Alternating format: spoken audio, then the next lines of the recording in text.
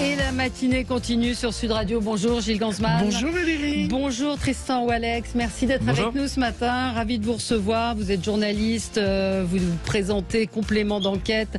Excellente émission sur France 2 tous les jeudis soirs à 23h. C'est un peu tard, mais il y a le replay quand même. C'est ça. On nous regarde de plus en plus en replay. Ouais, non, vous avez des enquêtes formidables et toujours passionnantes. C'est le cas de celle qu'on va pouvoir voir ce soir.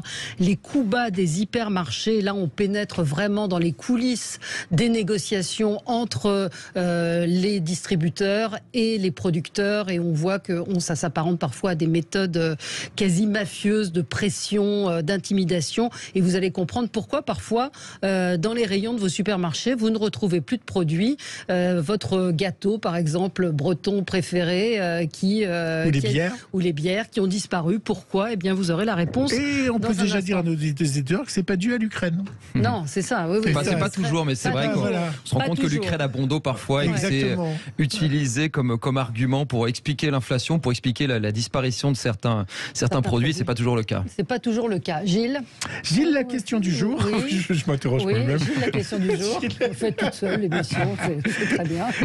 La question du jour, eh bien, elle concerne, vous en avez parlé, j'aurai un extrait tout à l'heure également, Sandrine Rousseau, qui a un peu cette méthode assez médiatique. Je ne sais pas si vous faites une enquête sur Sandrine Rousseau, mais je fais des déclarations pas très importantes, mais je sais qu'elles vont mettre le feu. Et donc on s'est dit, est-ce que finalement les médias se sont pas pris au jeu de Sandrine Rousseau, qui finalement n'a jamais des positions qui vont changer la face du monde? Eh bien, nos auditeurs sont d'accord sur le fait que les médias donnent trop d'importance aux déclarations de Sandrine Rousseau. Oui à 98%, non à 2%. Vous pouvez aller continuer à réagir sur le compte Twitter et à voter. Et vous pouvez aller également sur YouTube. Vous savez qu'on est sur tous les réseaux sociaux. Ça doit marcher, mais c'est vrai que vous en pensez quoi? On s'est posé la question, nous, c'est vrai qu'à la rentrée, parce que comme on essaye d'enquêter sur tout le monde, sur tous les chiquiers politiques, et c'est vrai qu'il y a un phénomène, Sandrine Rousseau, la question n'est pas encore tranchée. Voilà, vous pouvez faire un... Nous sommes rédacteurs en chef. Oui. Non, mais c'est effectivement, il y a quand même, au-delà du buzz et des coups médiatiques, il y a quand même un phénomène de société. Il y a des positions qui sont extrêmement clivantes. Il y a des gens qui l'adulent, des gens qui la détestent. Oui, ça peut être un terrain d'enquête, si j'ose dire, intéressant potentiellement. Oui, non, c'est intéressant parce que sous des petites phrases anodines, il y a quelque chose derrière. Elle n'est pas sotte, elle n'est pas bête, elle n'est pas idiote, elle poursuit quelque chose de très concret. Gilles, on passe au zapping. Sud Radio Média, l'instant zapping. Tristan Valéry, Gérald Darmanin était l'invité de C'est à vous hier sur France 5. Alors il a bien sûr justifié le fait de ne pas pouvoir forcément surveiller l'imam pour des raisons juridiques. Je ne vais pas vous passer des extraits des gens entendus partout. Non Valérie et Tristan, je vais vous révéler un secret d'État. Ah. Et oui, hier, Gérald Darmanin a lâché une bombe dans C'est à vous quand on lui a présenté le nouveau journal de Mickey. Ah. Le journal de Mickey a 88 ans. La rédactrice en chef du magazine affirme vouloir décrocher les enfants des écrans. C'est Donald qui est en une du dernier numéro. Amateur du journal de Mickey, Gérald Darmanin. Je le donnerai à Bruno Le Maire. Mais pourquoi Bruno Le Maire? Parce qu'on a une blague sur Mickey. Ah, c'est qui Mickey? C'est notre vie intime. Oh là là, c'est pour ça. Ah, c'est Picsou, Bruno Le Maire. Voilà, merci beaucoup Gérald Darmanin. Vous embrasserez Picsou de notre part. Eh oui, le petit surnom de Bruno Le Maire au gouvernement. Écoutez, quand Patrick Roger le recevra, il pourra éventuellement lui poser la question. On a donc parlé de Sandrine Rousseau, c'est aussi notre question du jour, et vous en avez parlé dans vos débats. Hier, pour asseoir sa théorie sur le barbecue, elle a fait appel à une image de star surprenante. Je sais que quand je pose le mot virilité dans le débat, ça suscite énormément de questions. Et d'ailleurs, j'ai vu après qu'il y avait Arnold Schwarzenegger, vous l'avez passé, qui est quand même le symbole de virilité par excellence, qui dit qu'il a diminué de 80% sa consommation de viande.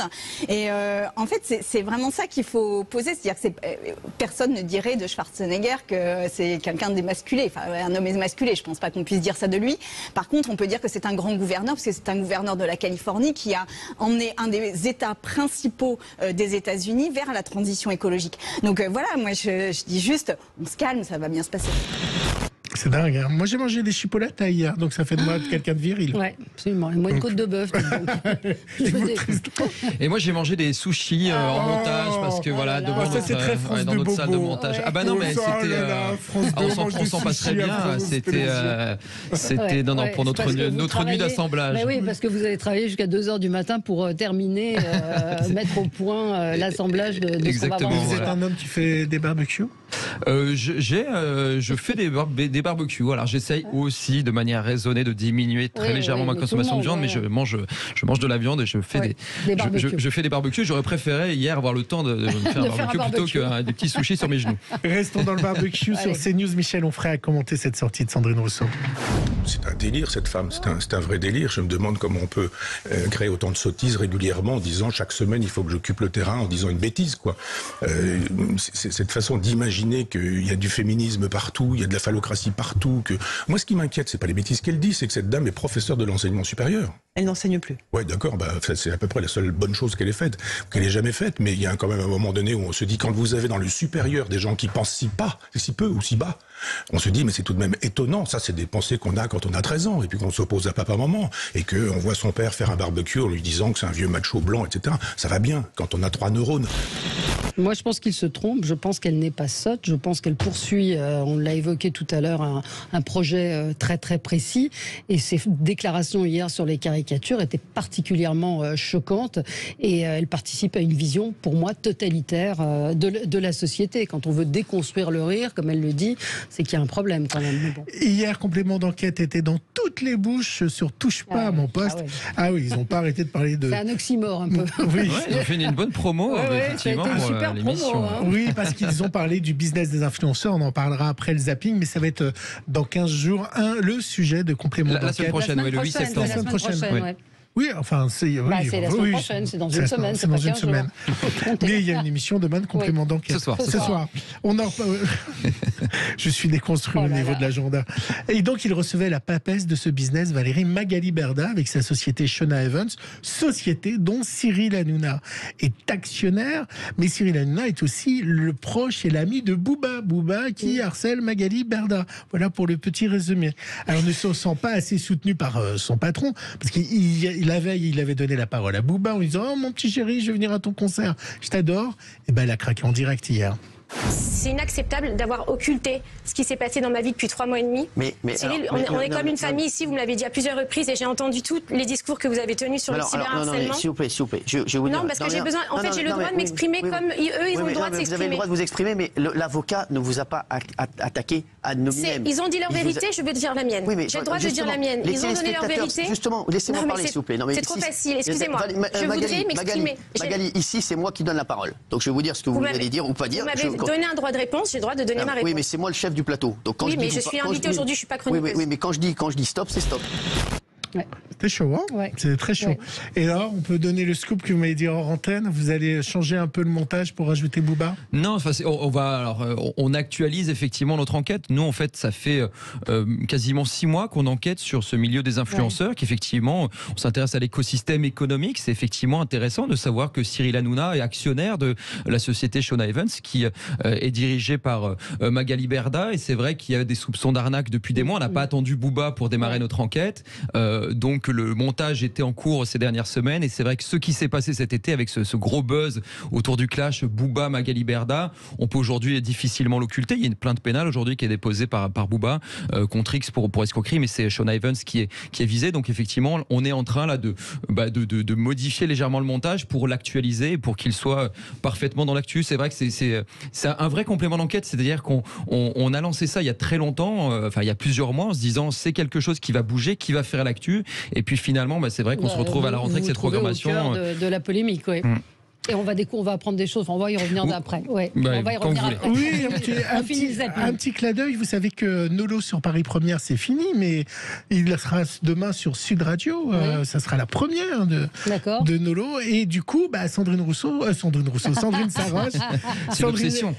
Saroche, qu'on aime bien ici, se trouvait sans travail. Et bien désormais, la chronique qu'elle faisait sur Paris Première l'a fait, cette chronique dans C'est à vous. Et oui, parce que c'est Troisième Œil qui est producteur. Et donc hier, elle a fait sa première chronique dans C'est à vous. Comme il y avait Darmanin, elle s'est moquée devant Darmanin. Alors il aurait pu être à la tête des Brigades du Tigre. Écoutez. Monsieur Darmanin, l'été on le voit tous les 4 matins. Il est malin, il a toujours le tuyau à la main. Qu'un ciel rougeoir, et le voilà qui fait feu de tout bois. Quel talentueux Sandrine Saroche. Elle était au MEDEF.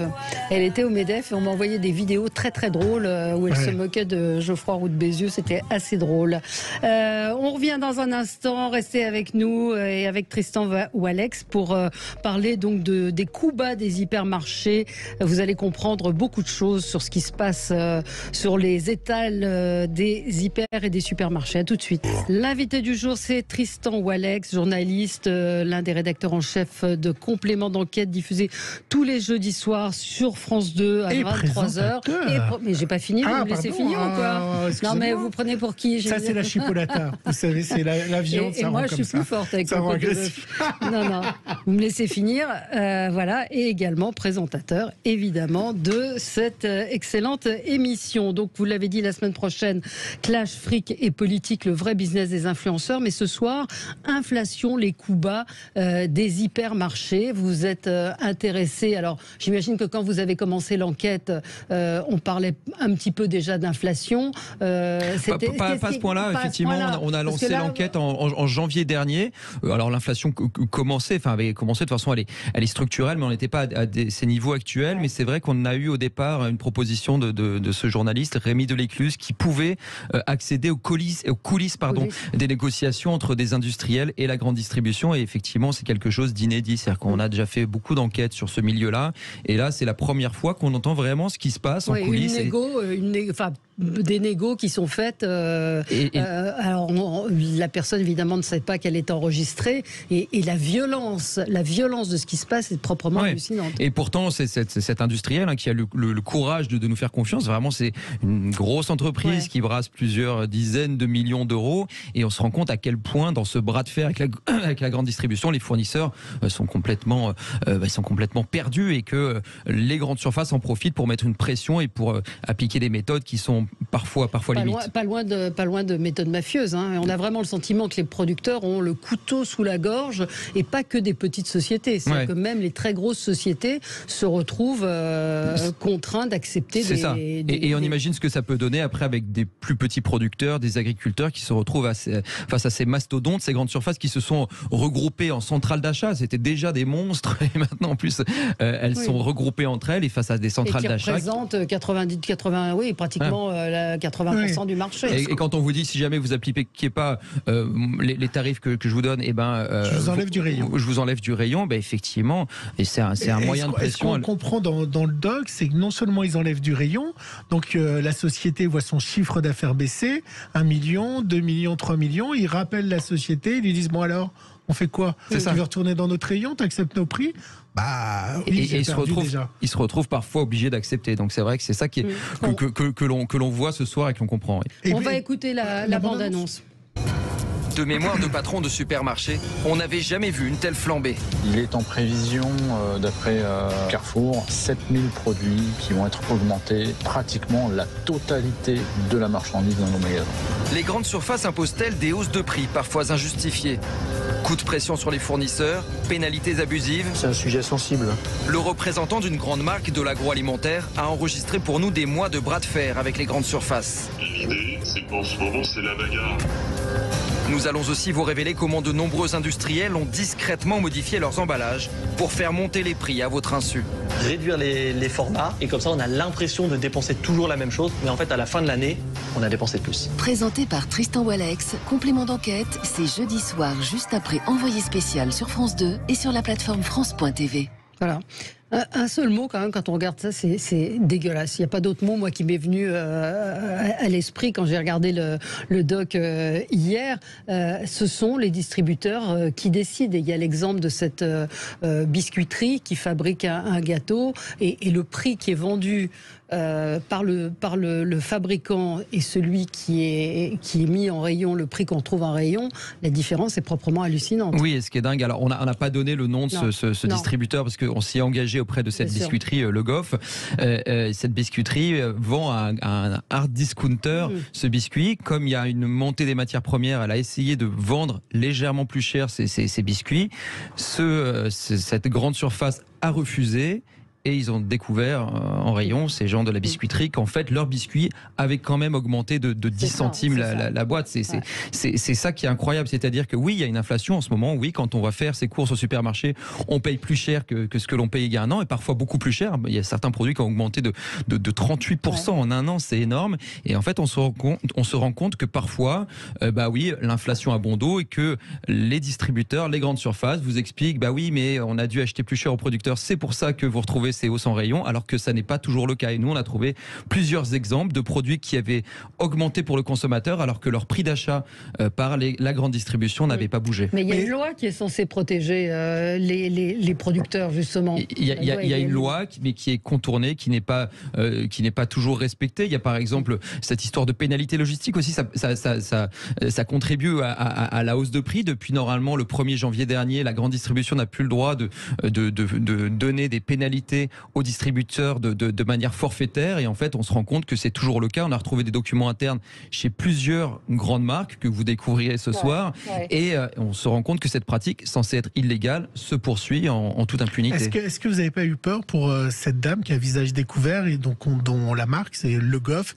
Les distributeurs se retournent contre elle et disent: tu as parlé à complément d'enquête, tu peux oublier tes gâteaux dans nos rayons. Ça a été un débat, c'est vrai que notre journaliste, la Rémi Delécluse, en a beaucoup discuté avec elle. Elle nous a vraiment demandé de respecter l'anonymat de ce distributeur avec lequel elle a eu des problèmes. Elle est aussi en contact avec d'autres grands distributeurs. Et en fait, elle nous dit, nous, c'est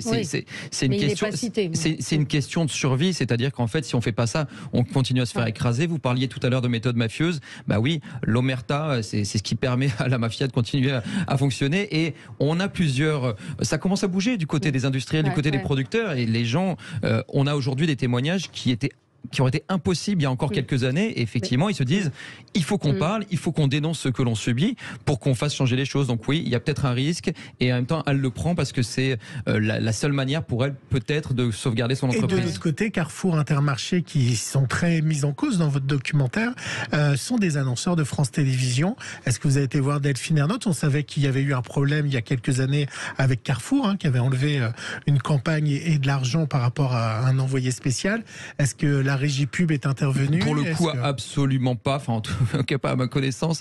Donc non, enfin vraiment, on travaille. Enfin, vous le savez, on est déjà venu l'expliquer ici. Non, mais c'est effectivement hyper intéressant. Je pense que les gens peuvent avoir parfois des fantasmes. Peut-être qu'à une époque, ça fonctionnait d'une autre manière. Je ne sais pas s'il y a eu des coups de fil à la régie pub. En tout cas, on m'en a pas fait part. Nous, c'est vrai qu'on travaille de manière très cloisonnée. Je dépends de la direction de l'info qui nous laisse travailler sur absolument tous les sujets, et on se pose pas la question de tiens, ça va vexer un tel ou tel partenaire. Il y a plus de pub après 20h, donc je sais pas si vraiment il y a un gros impact pour France Télévisions, mais en tout cas s'il y en a, nous la régie pub, moi jamais me passe de coup de fil pour dire oh là là c'est pas bien. Et puis de toute façon, oui, Carrefour est mis en cause, Intermarché aussi, tous les distributeurs, Leclerc, donc voilà, il y a à peu près. Ils n'ont pas voulu venir, sauf un ce soir, ça dans votre fauteuil. Alors dans les fauteuils rouges, effectivement, on les a tous contactés de manière assez transparente, que ce soit chez Leclerc ou chez Intermarché. À chaque fois, on nous a expliqué, écoutez, non, on n'a pas aimé cette thématique, les questions de vos journalistes. Nous, on n'est pas contre la communication. C'est vrai que Leclerc, on le voit souvent sur les plateaux. Et là, moi, clairement, par texto, il m'a directement écrit, non, moi, je n'ai pas envie de parler de ça. On peut le comprendre, et en même temps, moi, je trouve ça un peu regrettable. Le seul qui a accepté de jouer le jeu, c'est Dominique Schelcher, qui est président de Système U, donc qui gère beaucoup de magasins, et qui c'est pas l'acteur sur lequel on a trouvé c'est peut-être pour ça qu'il a accepté de parler. Et néanmoins, il vient sur le plateau, sur les fauteuils rouges. On a monté l'interview hier, et il est assez transparent. C'est-à-dire qu'en début d'interview, il explique que il compense cette inflation uniquement en prenant sur les marges de Système U. Et en fait, avec quelques exemples concrets que nous avons trouvés, il finit par reconnaître que oui, il peut arriver parfois que l'on augmente le prix en rayon pour le consommateur alors qu'on l'a pas augmenté pour le fournisseur. Donc voilà, j'ai trouvé ça intéressant parce qu'il est dans un exercice de transparence et c'est ça qu'on essaie de faire à complément d'enquête. On n'est pas là pour clouer au pilori tel ou tel acteur, on essaye de discuter. Il a ses raisons, que l'on écoute et voilà, je pense qu'il a eu raison de venir. Donc juste en conclusion de cette enquête, les hausses de prix ne sont pas toujours justifiées. C'est quand même ça qui ressort. Il y en a qui sont justifiées. Il y a effectivement des hausses de matières premières. Elle l'explique dans la de matières premières. Il y a je sais que on raconte par exemple qu'il y a du blanc de poulet qui a pris 38% en un an. Ouais. Il y a une grippe aviaire qui touche la volaille. Il y a des hausses qui sont justifiées. Il y a des hausses qui sont abusives. On montre également un extrait d'un rapport sénatorial qui est sorti cet été, qui n'a pas forcément fait beaucoup de bruit, qui montre que oui, il y a des abus et un gonflement parfois artificiel des prix de la part de la grande distribution. Avec Élise Lucet, Tristan Valek, vous vous battez contre la redevance qui a été... Pour la redevance. Non, contre la redevance. Bah si, j'avais pas fini. Contre la redevance. Contre la suppression de la redevance. Voilà. Avec Élise Lucet et avec tout France Télévisions, il y a vraiment une unanimité sur le sujet. Quand vous expliquez votre liberté, c'est à ça que ça sert le service public aussi. Oui, justement, c'est ce que vous disiez tout à l'heure, pouvoir enquêter. Parce que vous avez jamais eu autant de budget. Le budget de France Télévisions a été augmenté par le gouvernement pour compenser. Donc c'est nous qui compensons. Pour le coup, il a baissé ces dernières années et là il a été augmenté sur le prochain projet. Si on regarde sur 10 ans, il a plutôt baissé et il y a beaucoup de fantasmes justement sur le coût du service public. Il y a eu un rapport de l'UR, enfin les télévisions publiques européennes, qui montre que la France, rapporté au nombre d'habitants, en Europe est le 14e pays le plus dépensier sur toute l'Europe. Donc on est très très loin de pays comme l'Allemagne, le Royaume-Uni, la Suisse. Donc non, le service public, la redevance n'est finalement, vu tout ce qu'apporte effectivement notre indépendance éditoriale, le fait que l'on puisse faire des enquêtes, c'est-à-dire que l'enquête sur la grande distribution que vous verrez ce soir, vous pourrez la voir sur aucune autre chaîne. C'est impossible. Et donc oui, on est dans un moment où il y a une grosse défiance envers les journalistes, l'information. Si les gens veulent pouvoir continuer à avoir une information totalement libre et indépendante, on a besoin de moyens de financement indépendants. Redevance ou pas, moi je m'en fiche, je suis pas forcément contre la suppression de la redevance. Tout ce qu'on veut, c'est avoir un financement pérenne et surtout indépendant et surtout pas dépendre des recettes publicitaires et des annonceurs. Des recettes publicitaires ou alors du budget de l'État. C'est-à-dire que si chaque année notre budget est revu à la baisse ou à la hausse par les personnes sur lesquelles on enquête, ça peut être potentiellement problématique. Merci beaucoup Tristan Valek. Donc ce soir, les coups bas des hyper, c'est à 23h sur France 2. Complément d'enquête la semaine prochaine, clash fric et politique, le vrai business des influenceurs. Avec plein de révélations sur Magali Berda et Shona Evans. Vous nous mettez l'eau à la bouche, comme on dit. Merci à vous. Dans un instant, Jean-Jacques Bourdin. Très bonne journée sur Sud Radio.